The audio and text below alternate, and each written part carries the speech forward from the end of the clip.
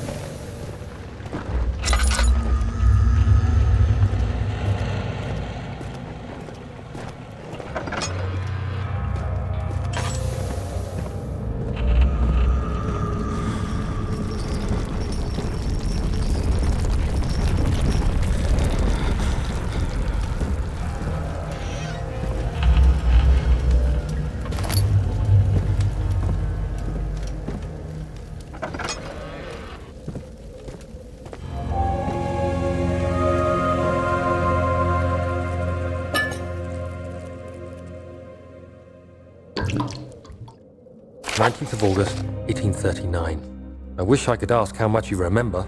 I don't know if there will be anything left after I consume this drink. Don't be afraid, Daniel. I can't tell you why, but know this. I choose to forget. Try to find comfort and strength in that fact. There is a purpose. You are my final effort to put things right. God willing, the name Alexander of Brandenburg still invokes bitter anger in you. If not, this will sound horrible. Go to the inner sanctum, find Alexander, and kill him. His body is old and weak, and yours, young and strong. He will be no match for you. One last thing. A shadow is following you. It's a living nightmare, breaking down reality. I have tried everything, and there is no way to fight back. You need to escape it as long as you can. Redeem us both, Daniel. Descend into the darkness where Alexander waits and murder him. Your former self, Daniel.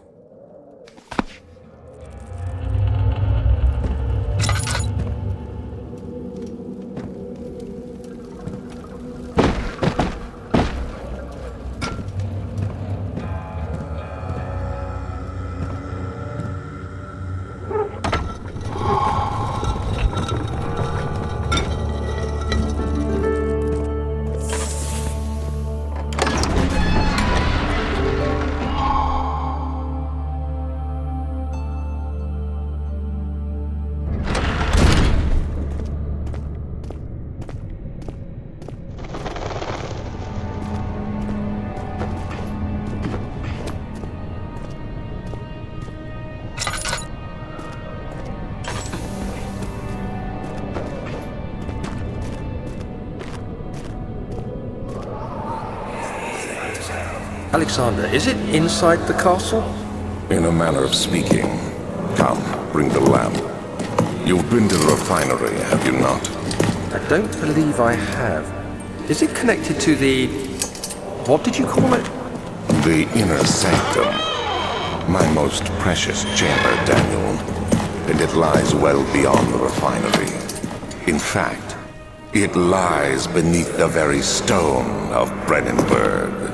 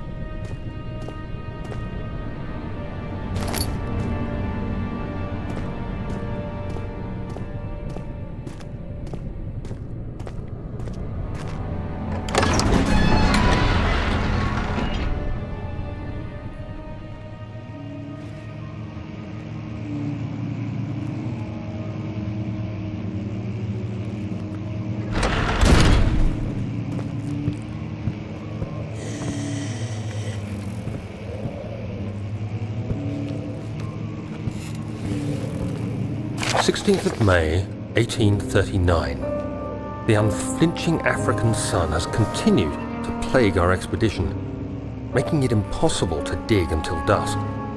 How Professor Herbert managed to find the location in these vast plains of nothingness remains a mystery to me. When I asked him about the tomb again, he told me about the legend of Tin Hanan, the mother of us all. An interesting story in its own right, but I can't help feeling there's more.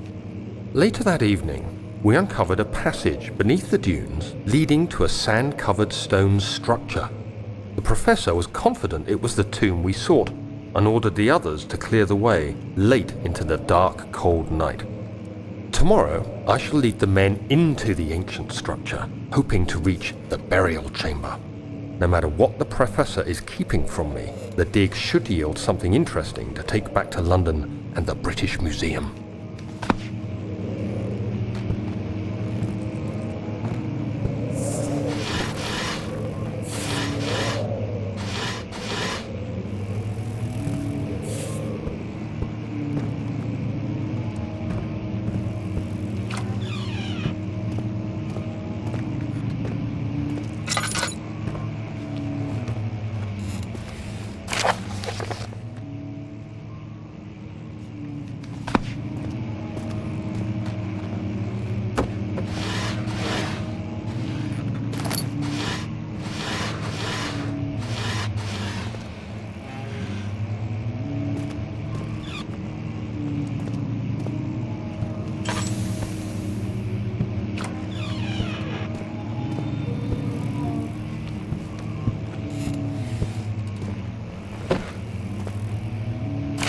"17th of May, 1839.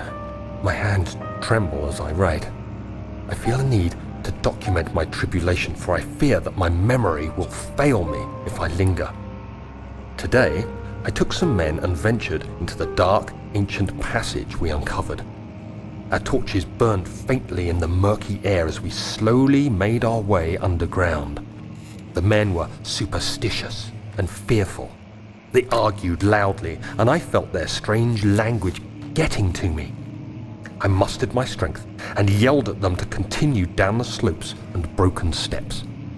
The crudely carved passage confused me. It looked much older than the 4th century structure we had expected. The twisting path emerged into a great antechamber. The walls were lined with statues unlike any I'd ever seen.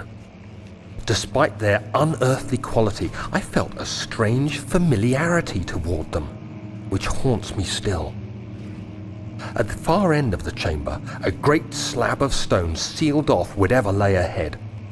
I gave the order to raise it, and as I pushed through the narrow space, the heavy stone suddenly dropped, sealing me inside. I was trapped.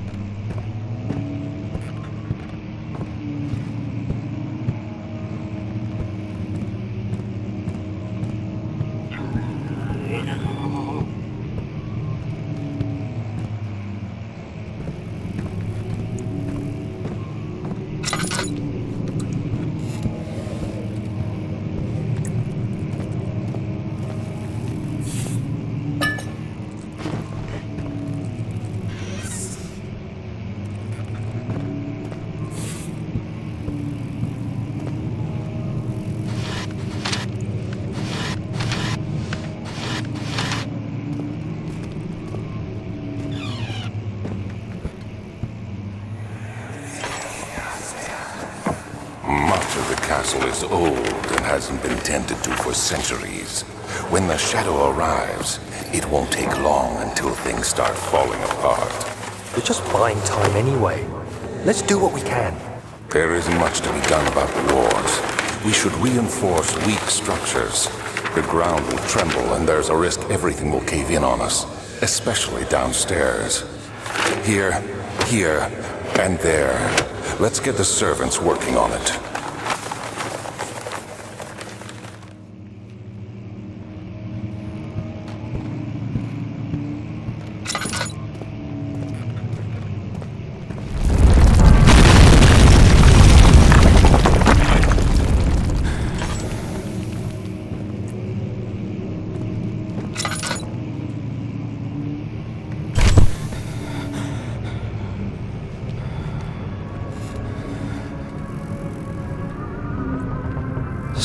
May 1839. After pounding the unforgiving stone wall for what seemed like an eternity, I realized it was hopeless. I was trapped. I fell to the ground, gasping for air, trying to focus. That's when I saw a faint blue shimmer. My weakened body was heavy to carry, but I managed to push myself toward the enchanting light. It was waiting for me. Enclosed in dark nothingness, I felt myself drawn to the mystic light. I reached out, closing it in my hands. The faint glow escaped my fingers and began to spark brightly and spirit me away, unlocking alien memories of spiraling towers, endless deserts, and impossible geometry. The next thing I can remember is the grating sound of stone being lifted, the voices of the Arabs pulling me to safety, and grasped firmly in my hands was the broken pieces of a most peculiar relic.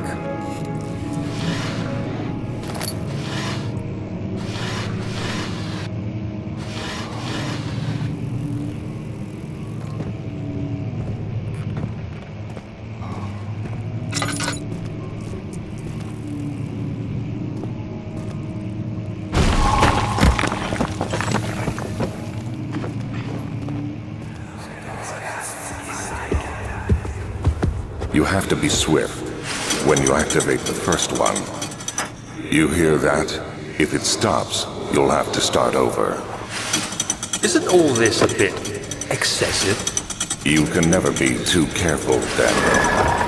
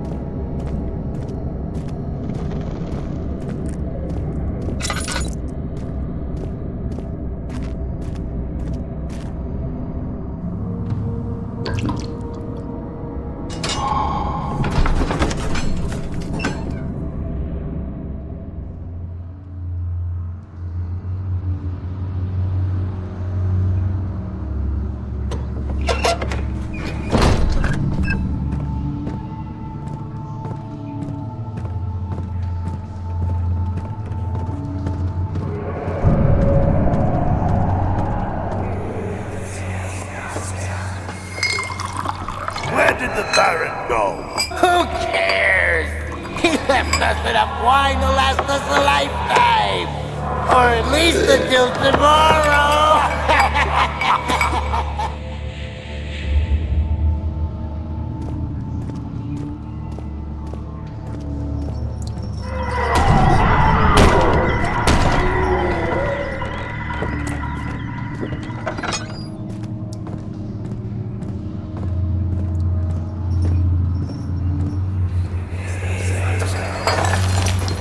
What's happening? Oh, feels like my chest is going to burst. My God! Wilhelm, do something! Accept it. We're not getting out of here. How can you say that? Alexander, you piece of shit! Let us out of here!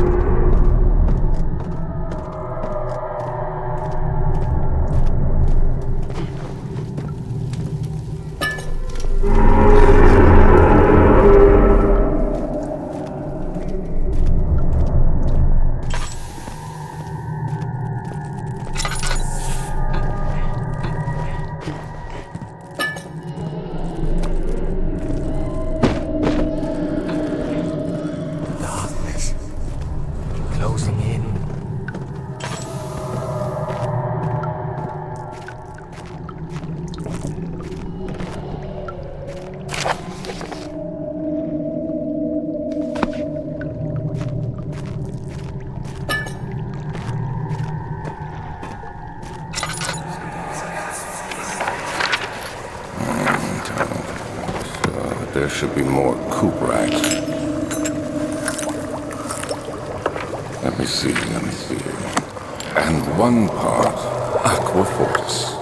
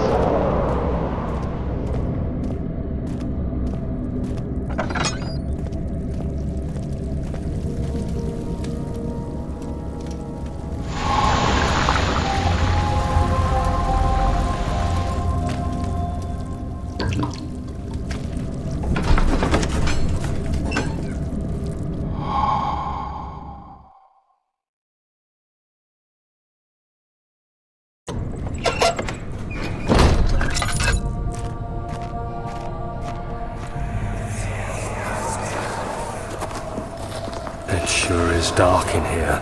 Yes, and there's a good reason for it. But you can light the lamp now if you wish. What's the reason? For the darkness, that is. Stay close. Be careful not to stray. What's the reason? Why is it so dark? Pay attention, Daniel. It's important that you keep going straight and make sure not to stray.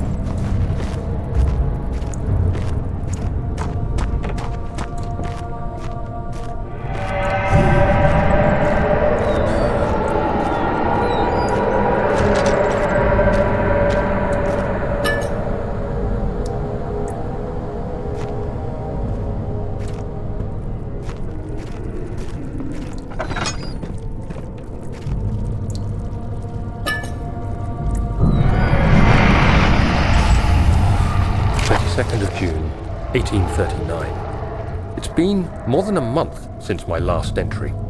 After the event inside the underground chamber in Algeria, Professor Herbert insisted I return to England. He said he didn't want to risk forfeiting the entire expedition lest I took a turn for the worse.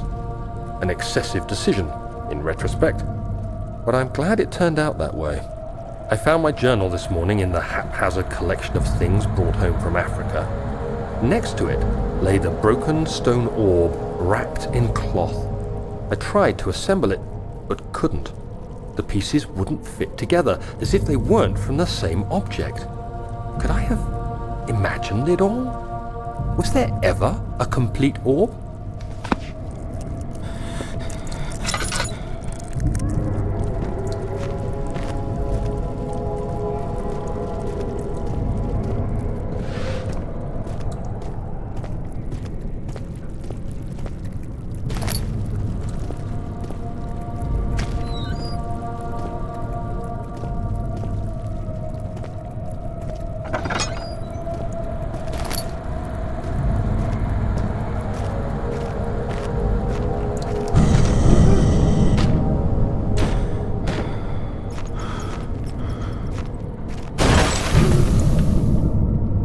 25th of June, 1839. I feel the need to continue this journal, even though it was intended for my journey to Africa.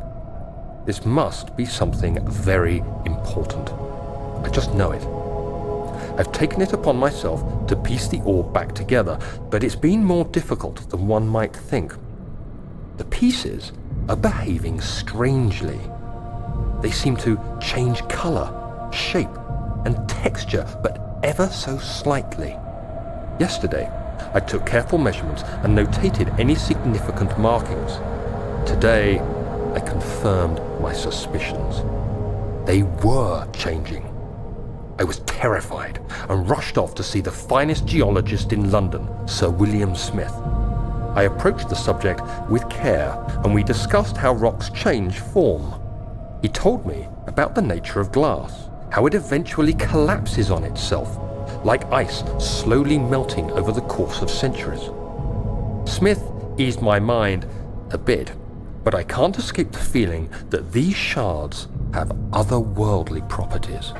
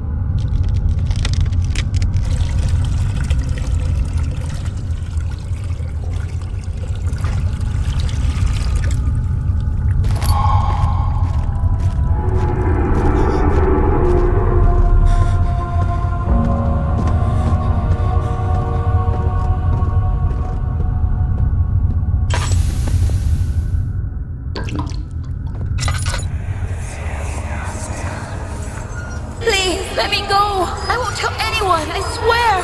I just want to go home. No! Get away from me! Leave me alone!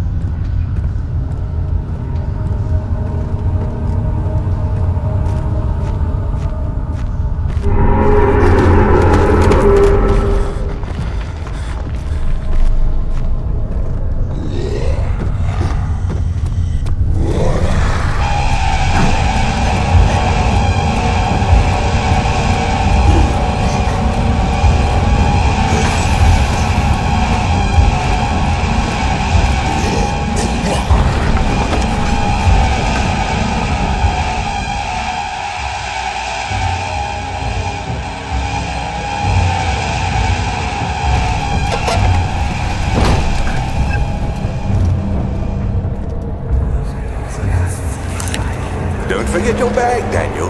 I won't, Herbert. There is no shame in using a parasol in the desert. As it happens, it's imperative to your survival. But it looks ridiculous. The shame will hurt much less than dying, I assure you.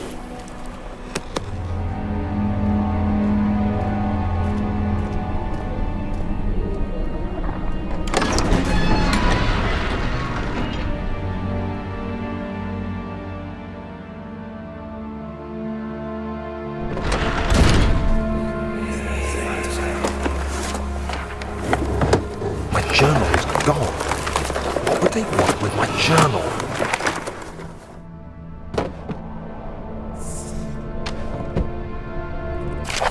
July 2nd, 1839.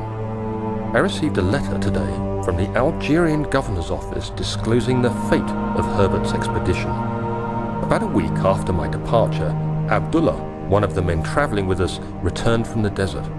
He was badly injured, as if maimed by a lion. The man rambled deliriously about the expedition being attacked by something horrible. The French quickly dispatched a search party to look for the expedition. After searching for days, they found the camp abandoned without any trace of Herbert or his men. Tomorrow, I'll retrieve the things they recovered from Herbert's tent at the customs house. I don't know what to make of it, but I'm worried for him.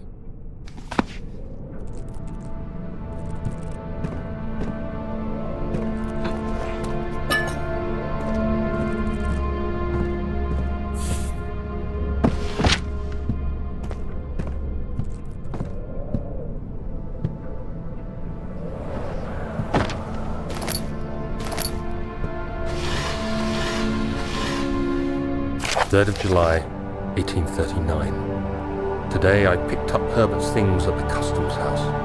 I dug through the trove of documents he had carried and found a log detailing the expedition. The nature of this text ranged from quick notes to colourful accounts of transpired events. I skimmed the pages trying to figure out what might have happened.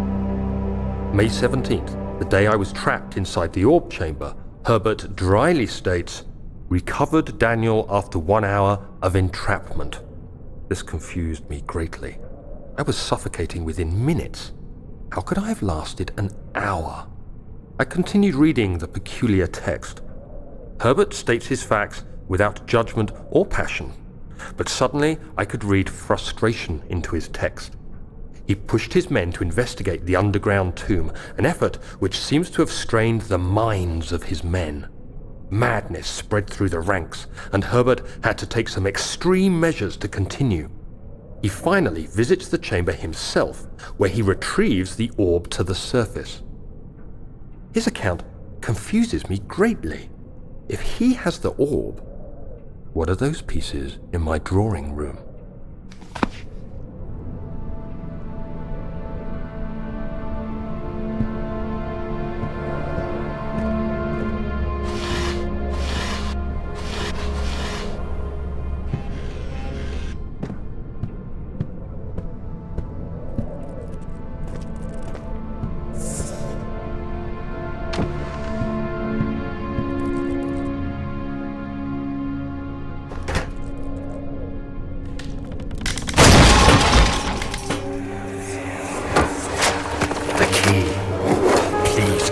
Be here.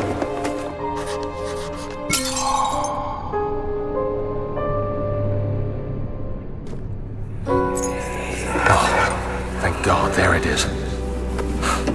I guess it is a good place to hide it then.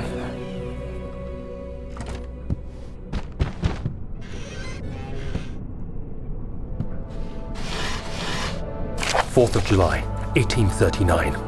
It's done. The orb is assembled. I was awakened by an exhausting nightmare. Shaking and sweating, I retired to the drawing room with a cup of tea. The relic pieces lay spread across the table as I'd left them, but somehow I knew how it was supposed to be. I fetched the tar, which I had prepared to fix the pieces together, and without fault I joined them, producing the orb I remembered so clearly. The tar proved unnecessary. It was pushed out from the joining pieces as they merged on their own, with no adhesive. The ancient stone relic now rests on my table. Its immaculate surface and perfect shape could have been molded by a factory. This is all too strange.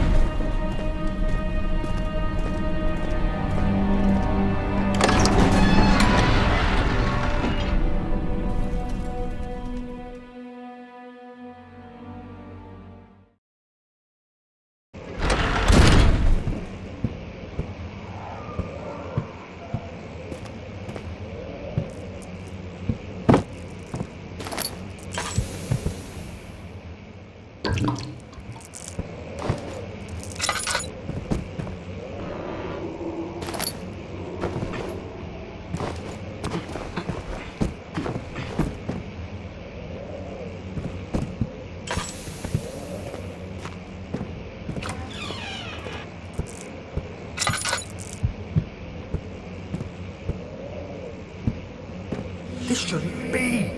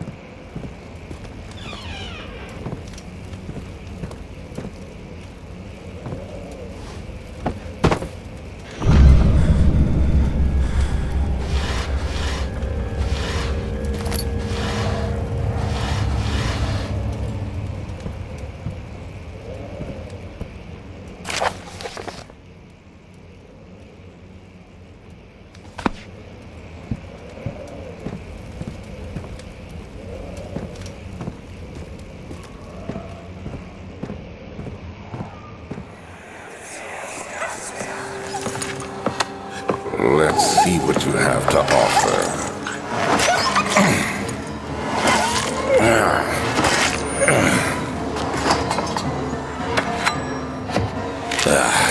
What a mess. I should have sharpened the saw. But I can sense it. It's definitely there.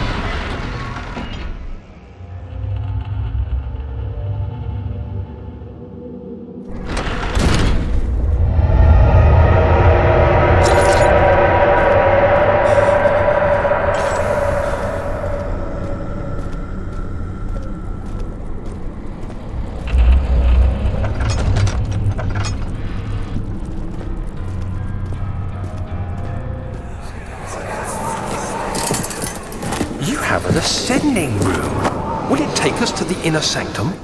It will definitely take care of the vertical part of our journey.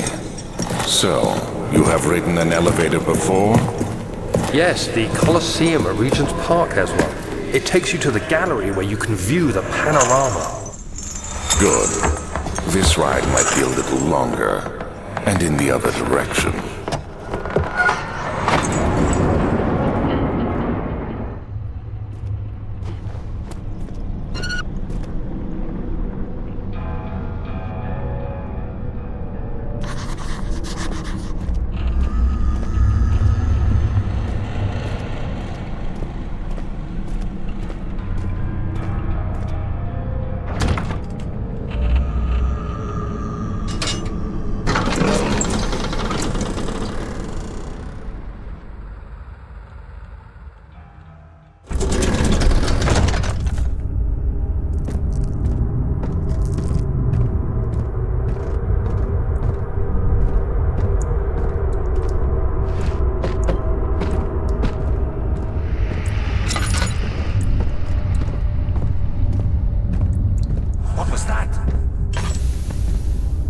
July 1839. Today I went to the university looking for answers. I was able to sneak into Herbert's office and pick up an address book along with some relevant textbooks. Professor Taylor at the Faculty of History was very helpful, and I managed to approach the subject of the orbs. The most interesting aspect was the prevalent trace they had left in our culture. The mythic orbs may, in fact, have inspired the globus cruciger, which so many royal regalia holds to this day. In ancient times, the orbs were held by priests as a symbol of the sun and its power. As I was leaving, I overheard a disturbing conversation. Sir William Smith, the geologist, was killed last night. Less than a fortnight had passed since I'd asked for his expertise. I know it's silly, but I can't help feeling responsible somehow.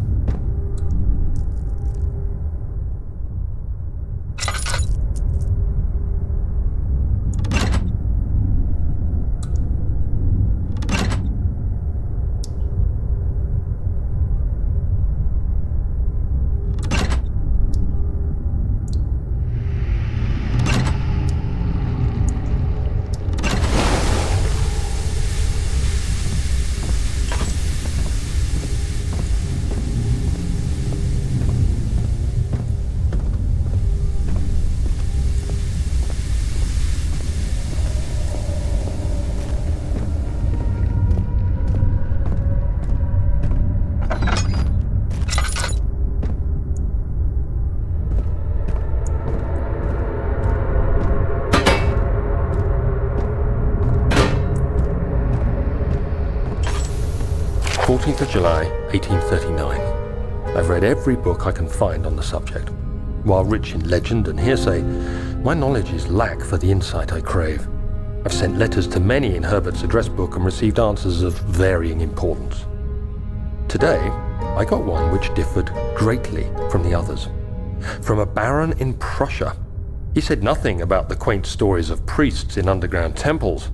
He didn't even mention them. He simply wrote, "I know. I can protect you. Come to Brennenburg Castle. Signed, Alexander." What am I to make of this? Protect me from what? Is someone after me? I looked up Brennenburg and traced it to the Prussian woods near the Baltic Sea. While being the least informative letter I've received, it causes me greatest distress and interest. As I write, my thoughts are drawn to my nightmares in which a most disturbing sound calls to me. A sound defying description.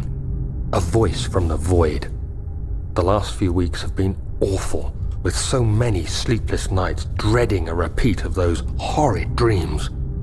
Tomorrow, I shall visit my physician, Dr. Tate, in hope that he can provide me with sedatives to help me sleep.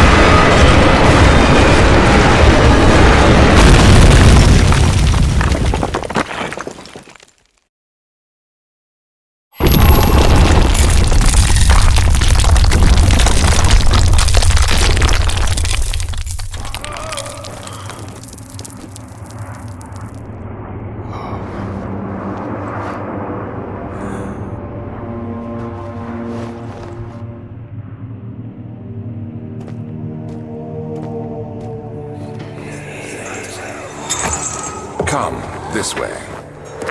What was that? Forgive me, I should have warned you. One of my responsibilities as a Baron is that of a prison warden. This is where criminals are locked up. Like a dungeon? Very much so. Come, don't linger.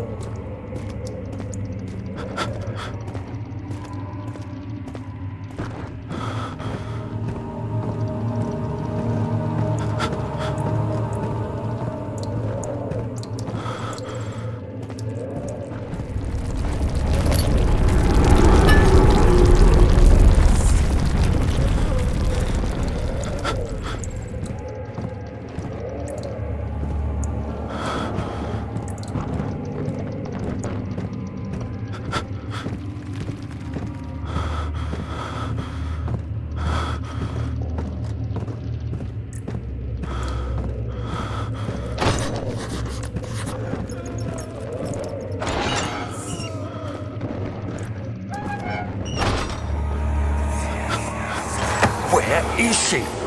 Where did she go? No, I won't tell.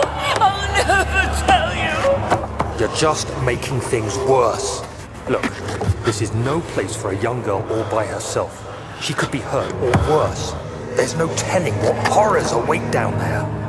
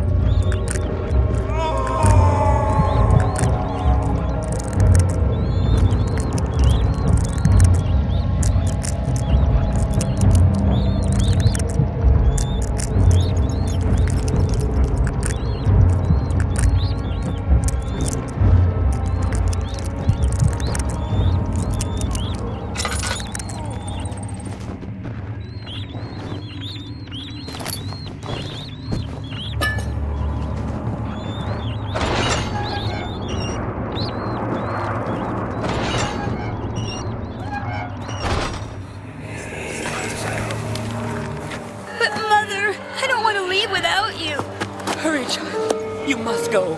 Find Gabriel, the Outrider, and tell him to alert the King's men. No, you come too. Please, we don't have time to make the hole any wider. Someone is coming. Hurry! I'll cover the hole with a bed. Everything will be fine. I promise you.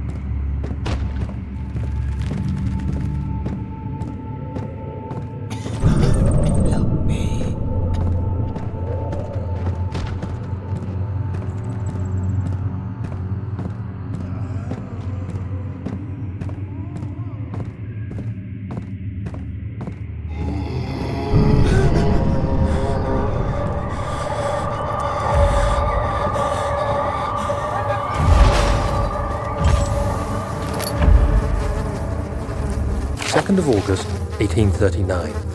I have arrived at the village of Altstadt. It's a haven in the midst of a vast forest and the last stop before my final destination, Castle Brennenburg. It's late in the evening, and the outrider, who has been with the coach since Bremen, advised me to wait until morning before I venture further. I've arranged for a bed at Der Müller, the village's only inn, and am now waiting for the sun to rise. I try to sleep, but as I close my eyes, I see the men who fell victim in London.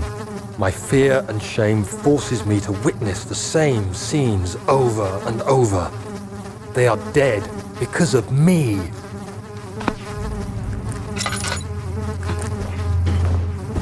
Is he safe? Well, it's for his own good.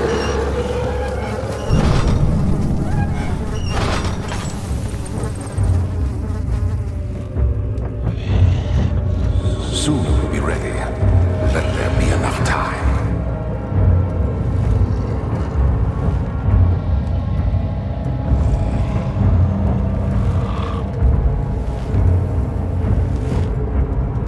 He escaped. Where is he now?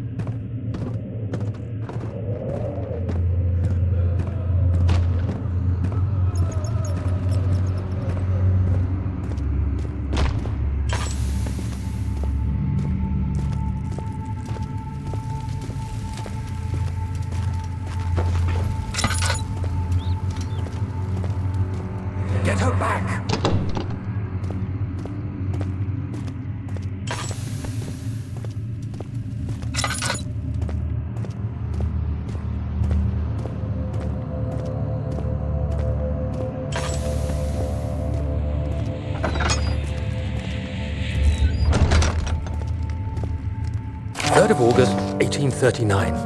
I feel like I have fled the world and all its worries.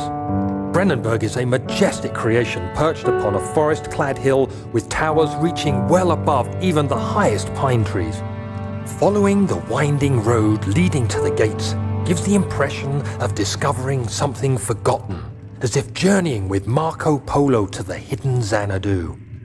Alexander, the Baron, is a peculiar but gracious man. He seems well versed in worldly matters and is not at all as eccentric as I assumed. My room is exquisite, and I'm confident that no hotel for miles could even hope to match it. As the sun sets on Brennenburg, its fairy tale varnish turns to an eerie gloom. Alexander's strange servants are never far away. They are a quiet lot, and their behavior could only be described as skulking. Alexander seems pleased by my presence. As he puts it, it seems like I got here just in time.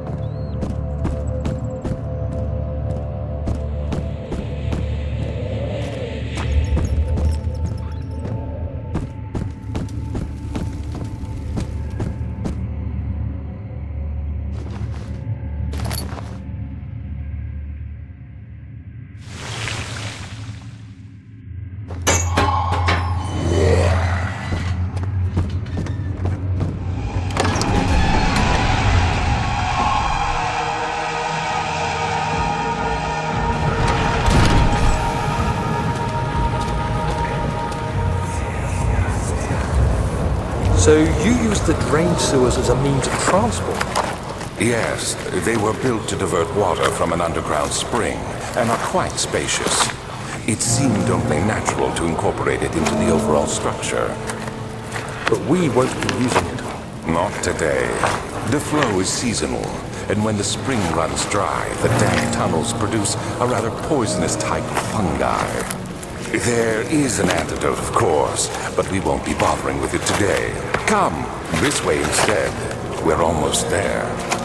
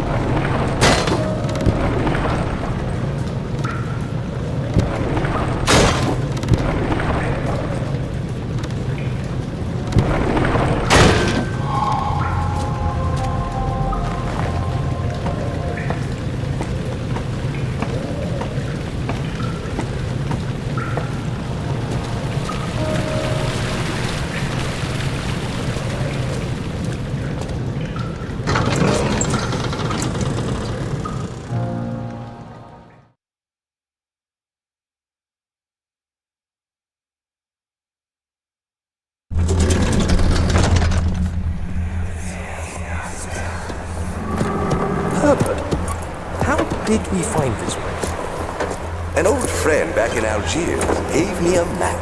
Why isn't he with us? Didn't he want to come? He wanted to, Daniel, but things don't always turn out the way we planned.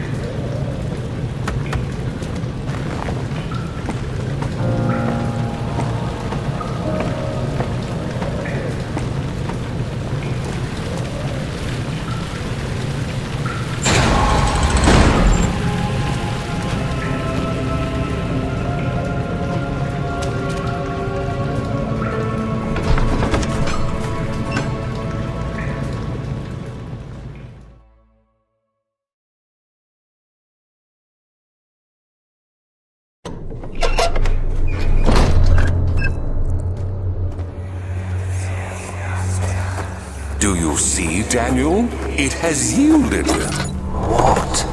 The shadow. It has? For now. Come, let's get this out of here so we can get some peace. Yes, let's. Where to? Just down the corridor, to the morgue. Are there more dead men there? You did well, Daniel. Come, let's get going.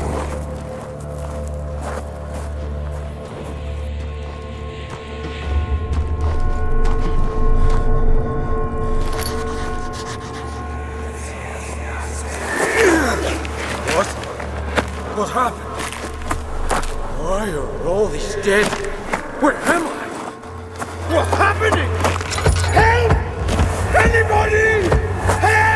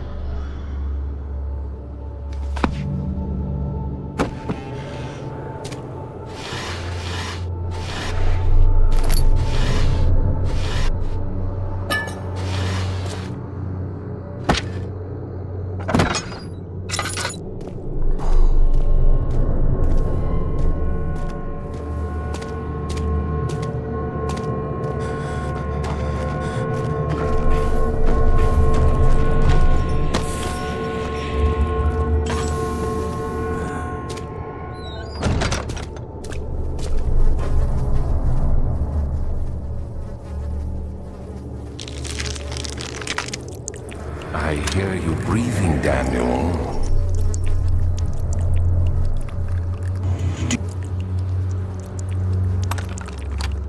Do you hear me? Have you changed your mind?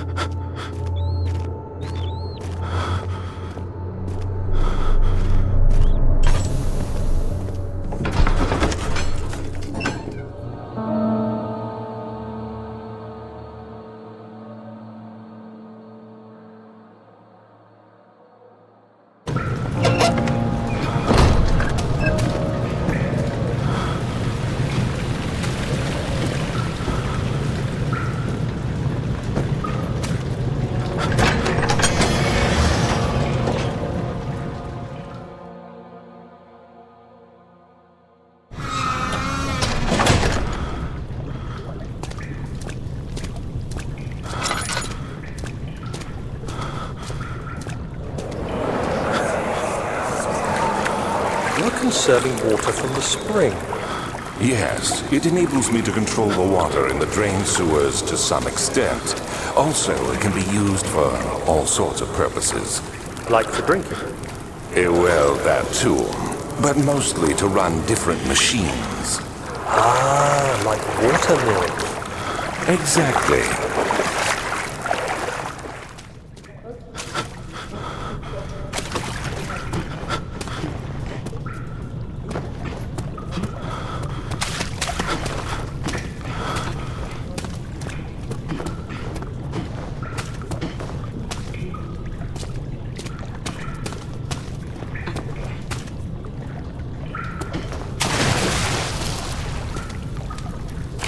August 1839. There is no denying that Alexander puts a lot of faith into what I can only describe as magic.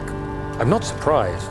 Even while traveling across Europe, I assumed I would have to embrace the supernatural to save my mind and life. As a novice, I do everything in my power to stay focused and not dwell too much on my own doubts. Alexander woke me up early and told me it was time we got started on our work. He was obviously excited to get going, and we headed downstairs to the old dungeon, where he preferred to attempt his rituals. It turns out that Alexander is a true Renaissance man, paralleled only by Da Vinci, I'm sure. He showed me several rooms fitted for specific research, such as anatomy studies, alchemy, and botany. The crown of Brennenburg must be the inner sanctum, a most hallowed ground where we shall attempt to permanently banish the orb's shadow.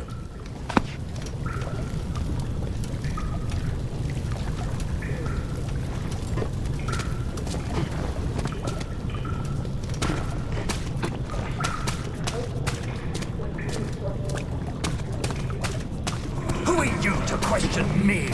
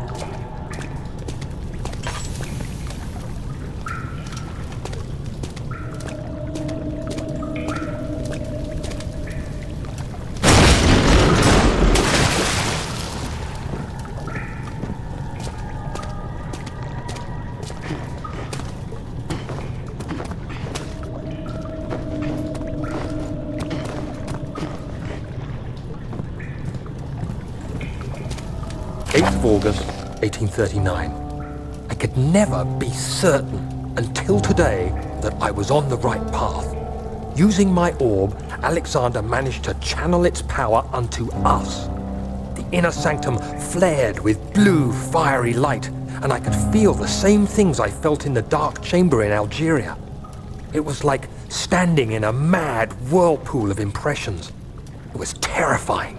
But Alexander kept calm and wielded strange tools of science in order to tame the storm.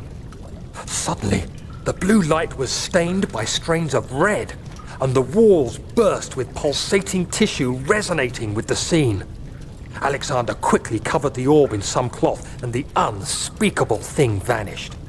Apparently, the orb's shadow is closer than Alexander thought. He said I should prepare for a warding ritual tomorrow. I'm not sure what he expects, but I have a bad feeling about this.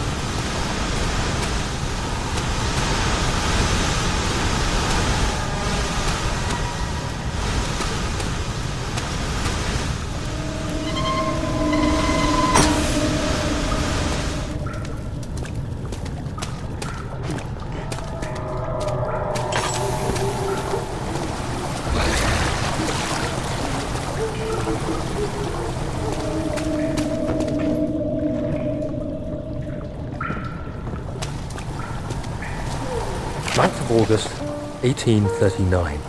It is still early, and Alexander is busy preparing for the ritual later today. Seeing him this worked up makes me question why. What does he stand to gain? I realize he is curious about it all, but surely there must be more. Is he so foolish he will attempt to tame the power of the orb? I must admit that yesterday, when Alexander flooded the inner sanctum with blue light, I realized we had but graced the orb's true potential.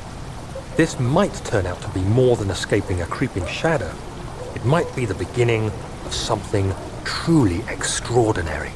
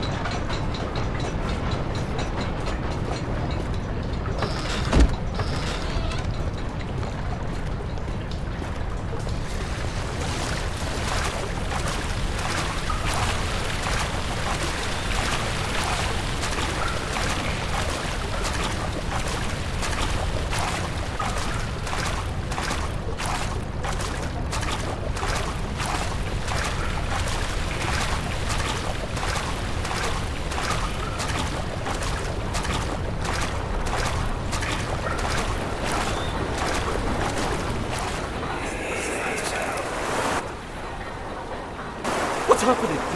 What are you doing? Let me go! Please, don't take me!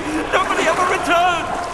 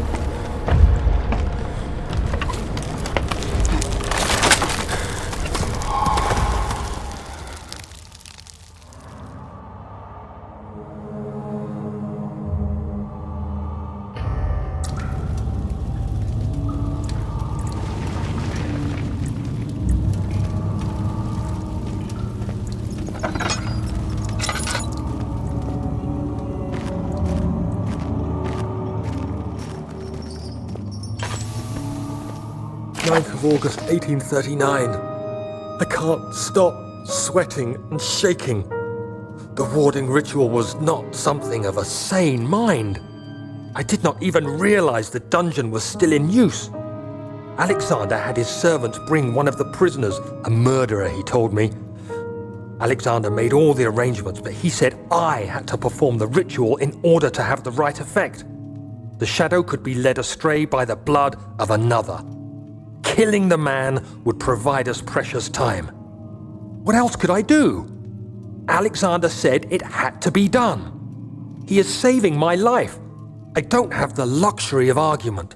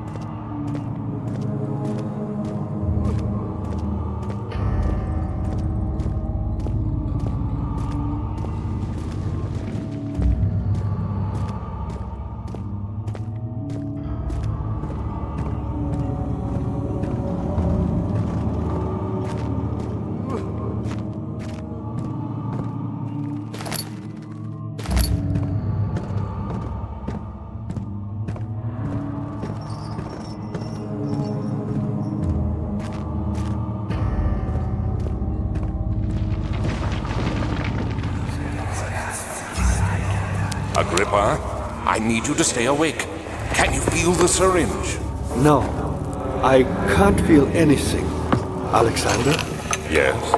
Soon, I won't even be able to move, will I? Your life is safe. I don't doubt that. But will it be worth living?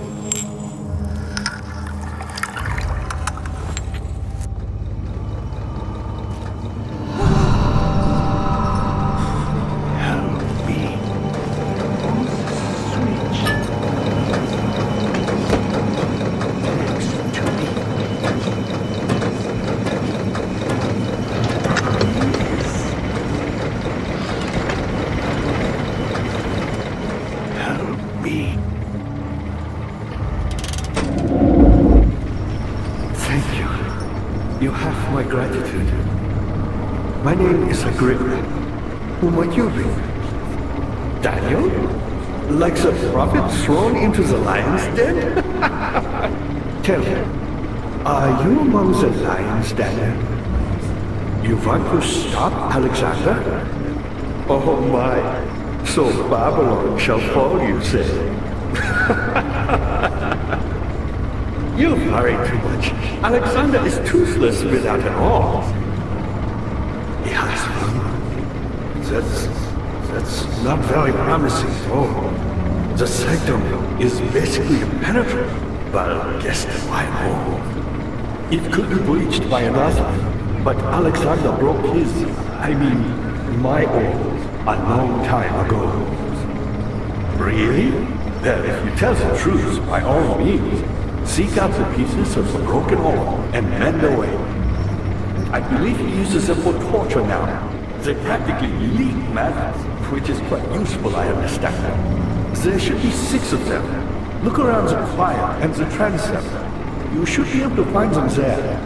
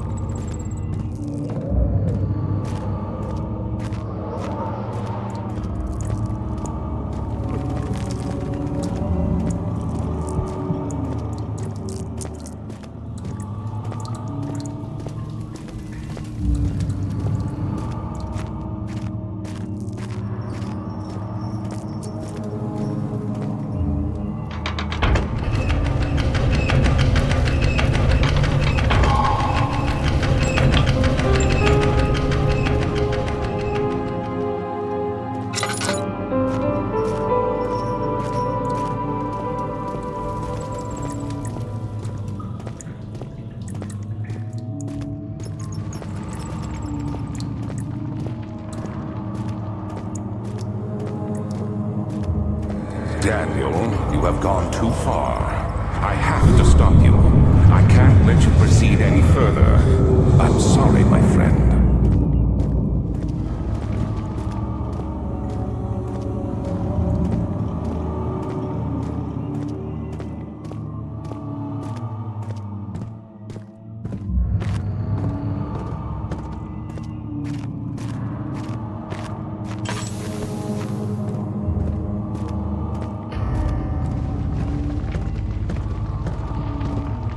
Daniel, I hate to bother you further, but if you're really going after Alexander, would you consider taking me with you? I know it sounds ridiculous. I mean, look at me. But if you find anything concerning a man named Johann Wein, would you please bring it to me?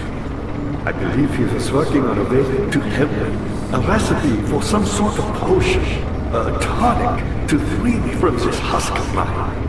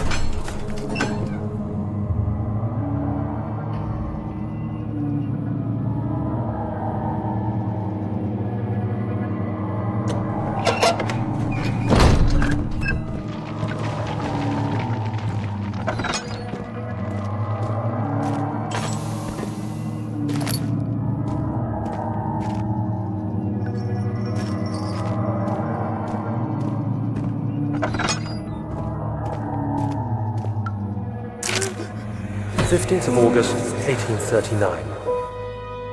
The blood wards are failing. The shadow beckons, and its cry disarms my actions. Hurry. No time to spare. You have to kill another. Alexander produces a knife. He wants me to cut the flesh. Do it. Save yourself. He is a murderer, Daniel. He is evil. A cold-blooded killer. Hurry. Alexander, you must let me be. I have to concentrate. Paint the man, cut the lines, cut the flesh, watch the blood spill, let it come.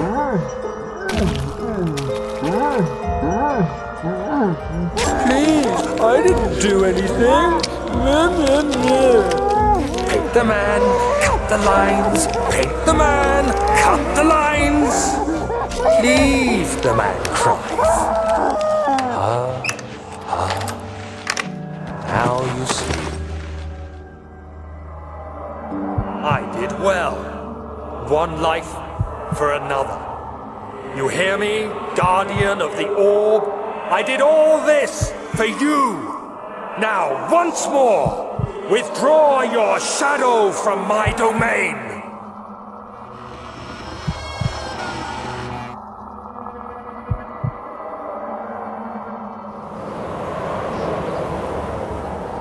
Alexander, there isn't much time.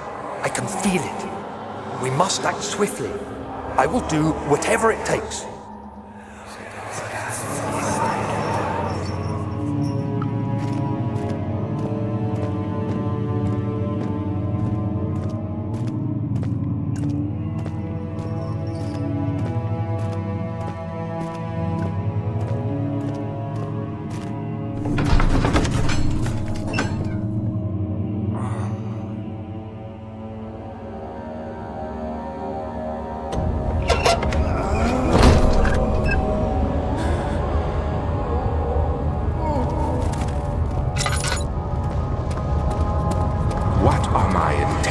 Daniel.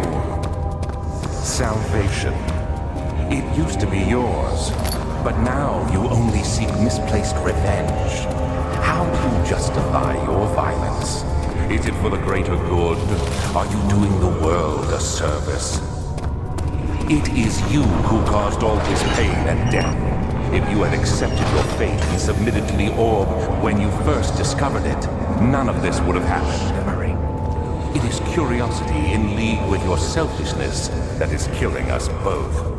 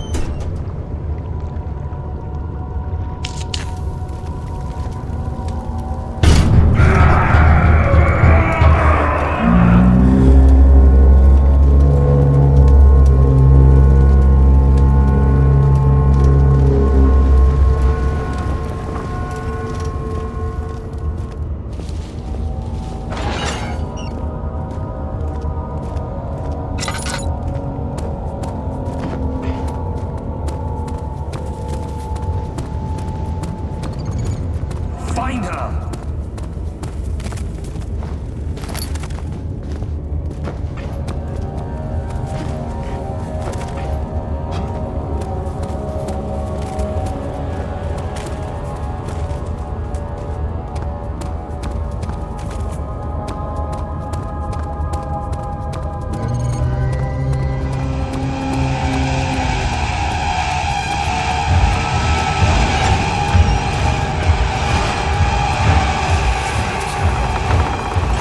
The wheel is good for keeping your victim still during the procedure.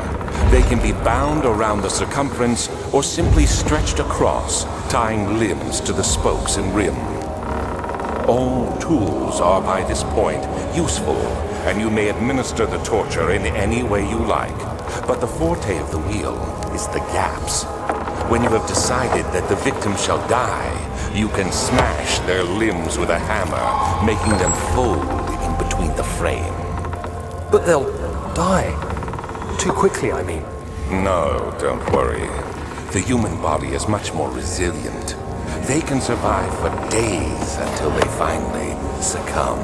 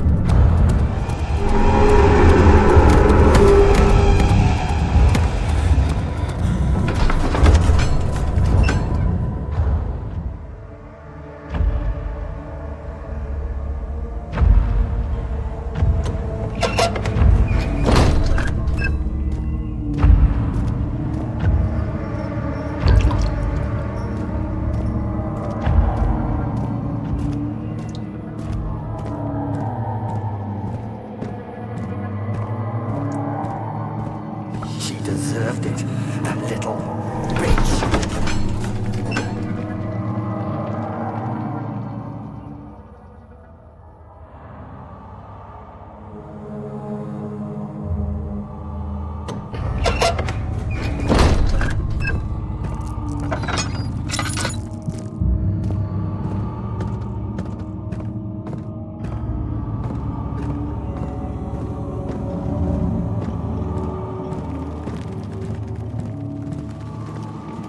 Ah, you again. Incredible. You found Vire's recipe.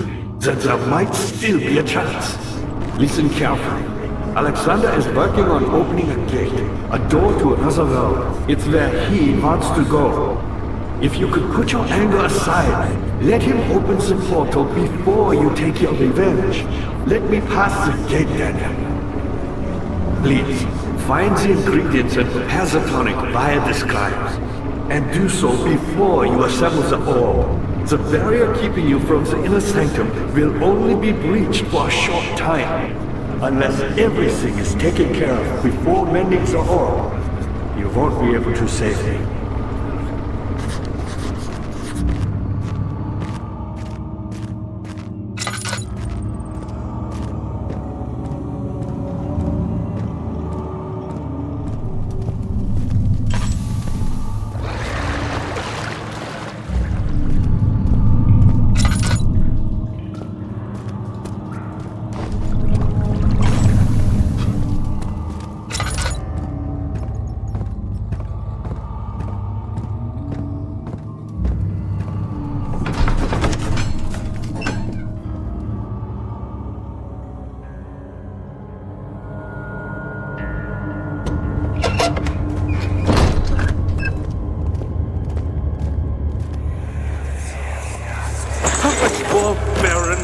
How much more am I supposed to withstand? Kill me already! Kill me! This one. Prepare him.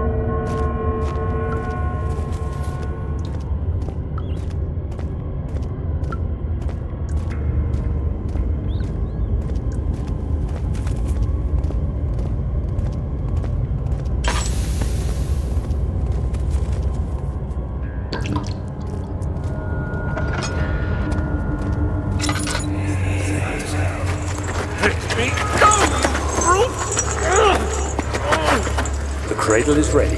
Good. You're a man! How can you partake in this? Is he all right? He is one of the wicked. Don't pay his lies any attention.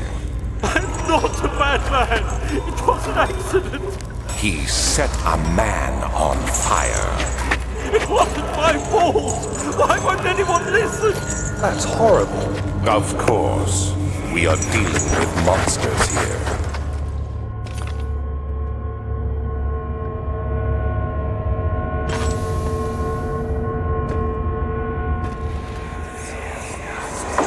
No, please!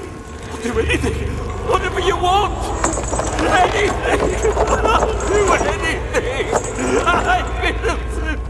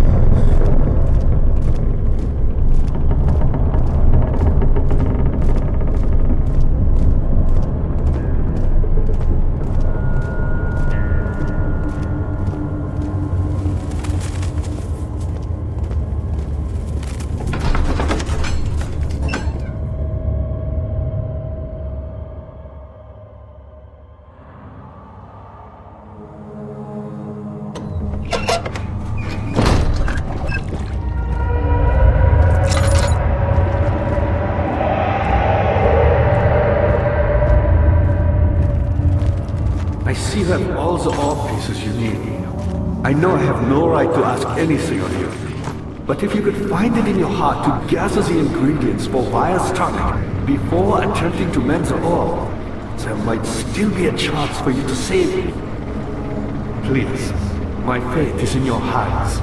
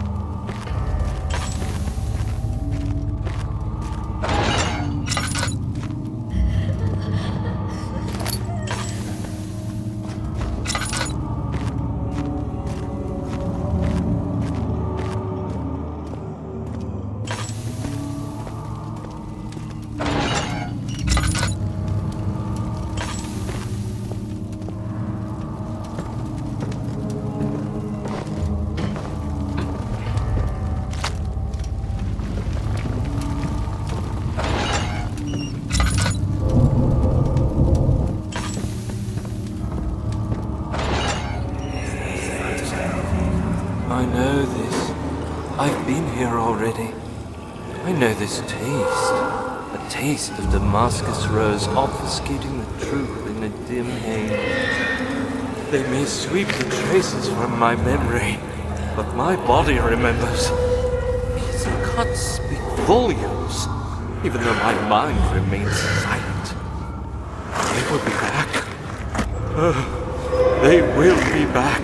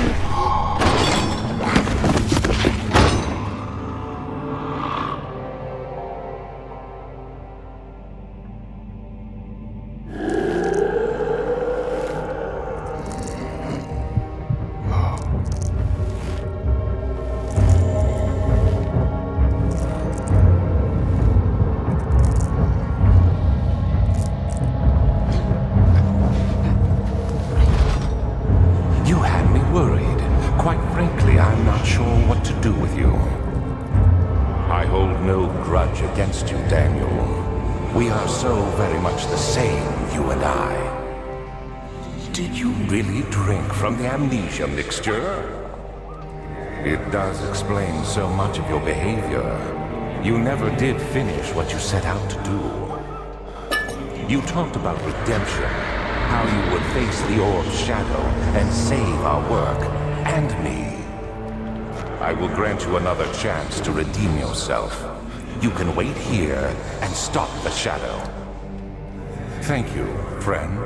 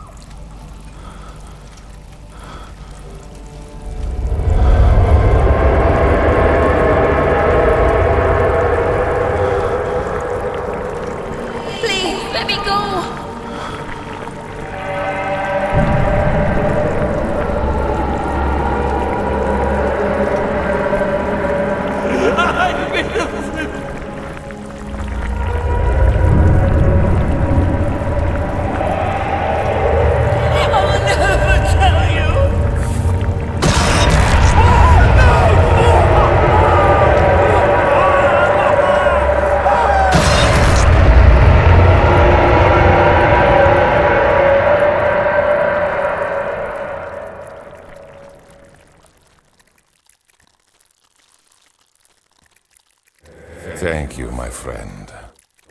Your sacrifice won't be forgotten. You will be celebrated forever.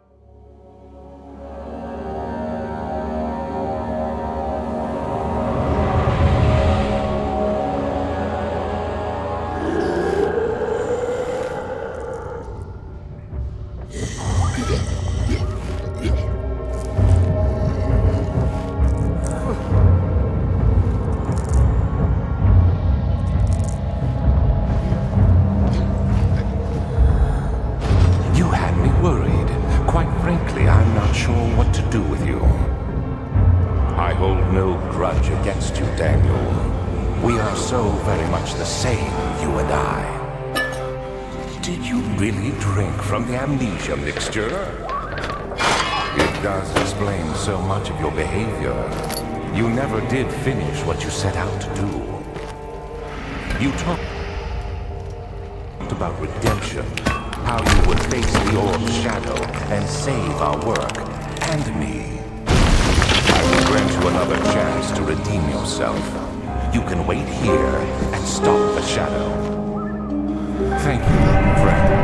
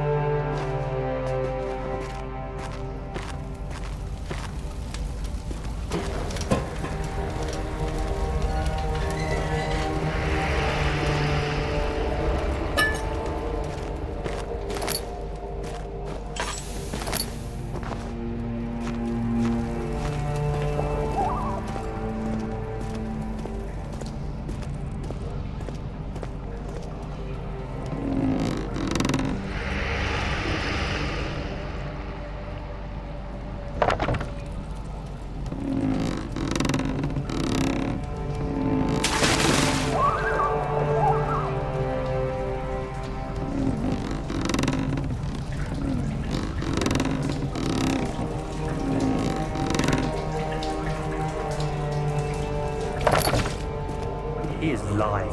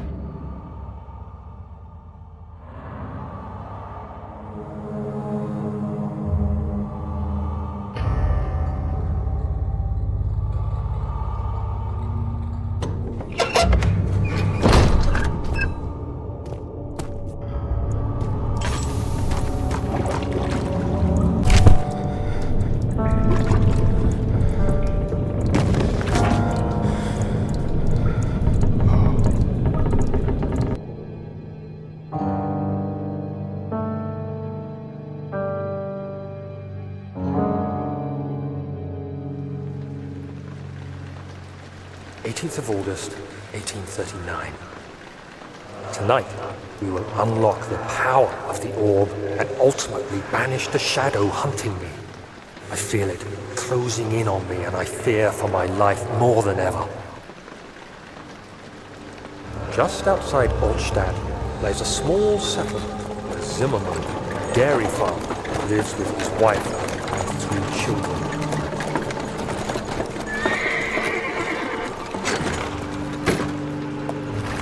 We took the coach and went there. Our visit was unexpected, and Alexander was able to strike Zimmerman down without alerting us. As he went to take care of the farmhands, I began to look for the children.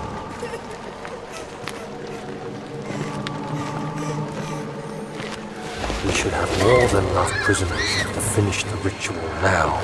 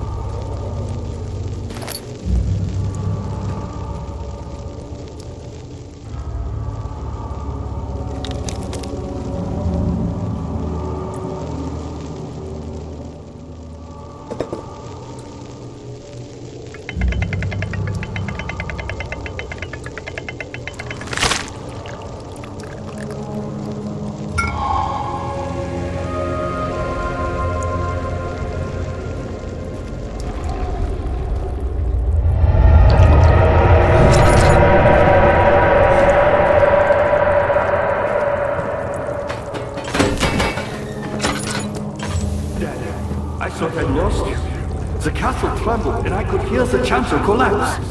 The laboratory might be accessible now.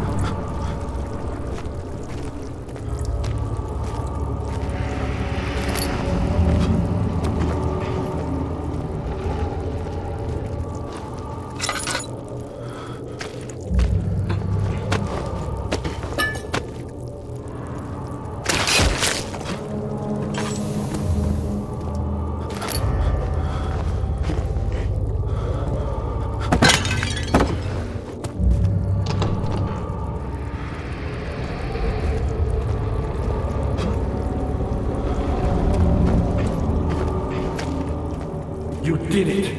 Thank goodness. Now, pay attention. First, feed me the tonic, and then use the saw to remove my head. As the tonic begins to work, you'll be able to cut off my head without taking my life. Then, take my head and bring it with you. As you enter the gate Alexander is opening in the inner sanctum. What do you mean? Why wouldn't you enter the gate? We can't argue now. You need to act.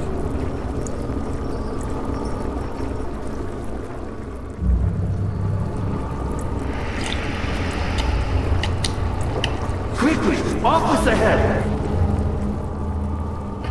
And then...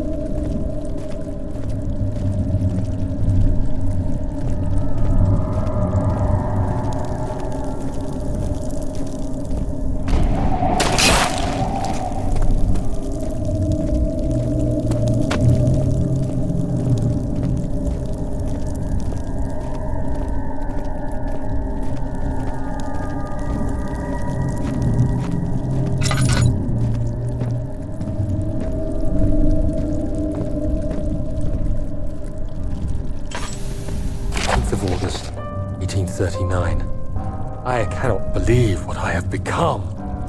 One of the girls escaped and I chased after her all the way upstairs. I hunted her down, and what is a life worth? How many lives can I take before I surrender my own? Sure, I would kill a murderer to save an innocent, but to kill an innocent to save myself? A cold-blooded murderer.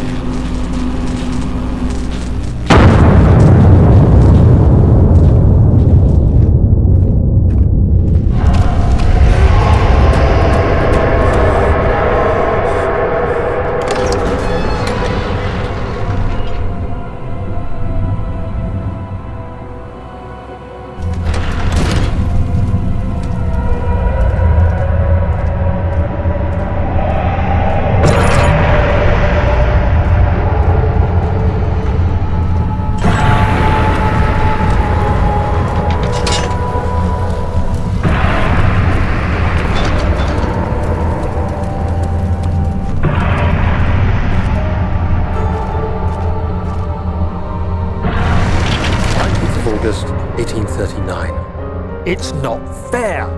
I'm not to blame. I've been manipulated by that demon. He played my guilty conscience and duped me into facing the shadow alone. That vile, conspiring man. He expects me to meet my death as he steals power beyond imagination. Alexander, I will kill you for what you have done. If only the shadow had caught me in London or Algeria, I wouldn't have to suffer this humiliation. You made me a murderer. A monster. And now, I merely await my death. I am too weak to press on. I can hardly stand as my knees fail me. I cannot see as my eyes are dressed in tears. I am as broken as the men I've tortured. If only I could wipe my fear away, as we did with them.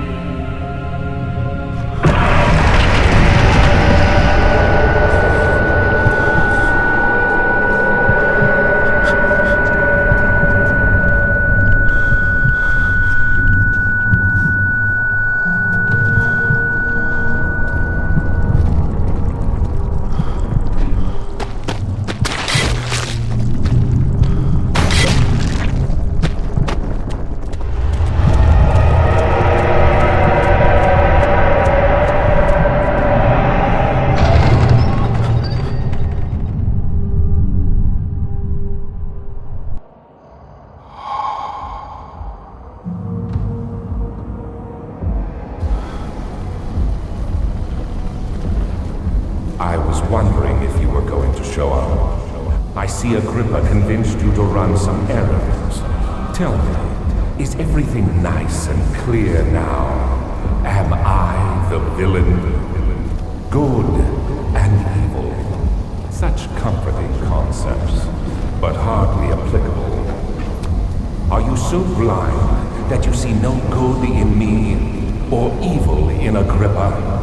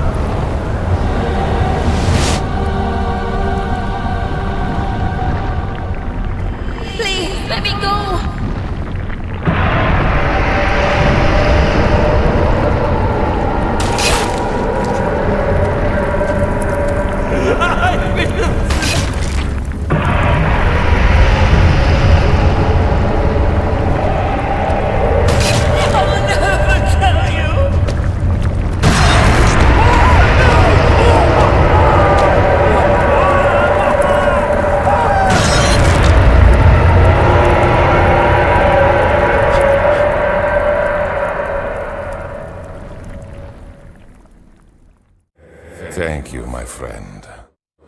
Your sacrifice won't be forgotten. You will be celebrated forever.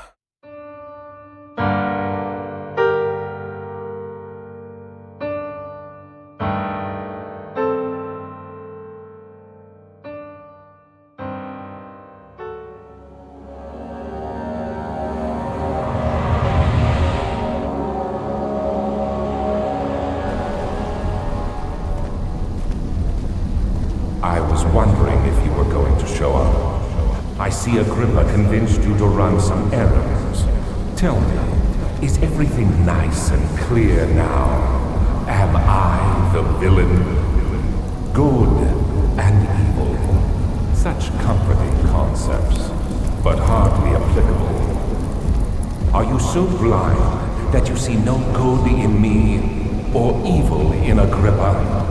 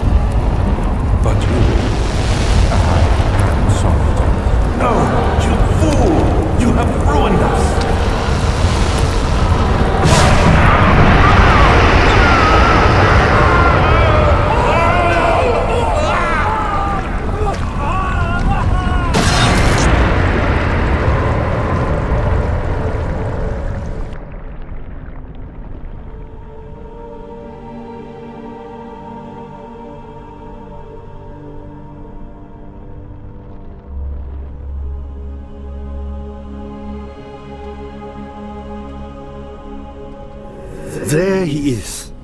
Do you see him, Vaya? He deserves so much more. Please, help him. I know you can.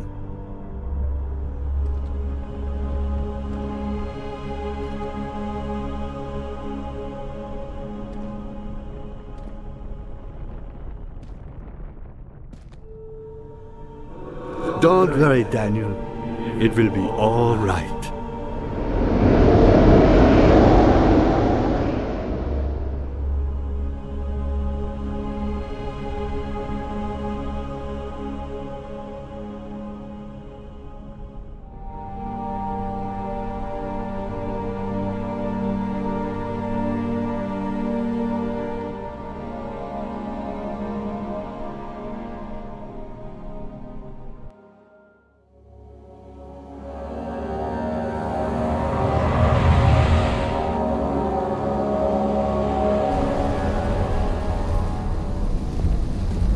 I was wondering if you were going to show up. I see Agrippa go. Don't do that. I realize you doubt my intentions. Stop it, Daniel. You are ruining it. We are so close, I beg you. No, you fool! You killed us! You killed us both!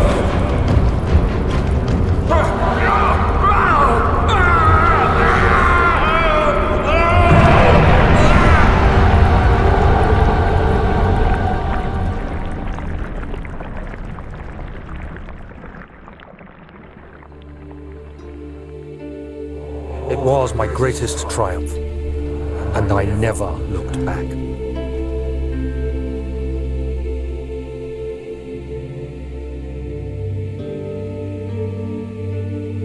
You think I was afraid, fleeing Brennenburg?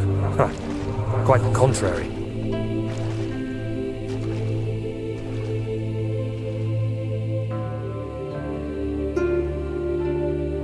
I knew it was my purgatory. Hellfire made to wash away my sins.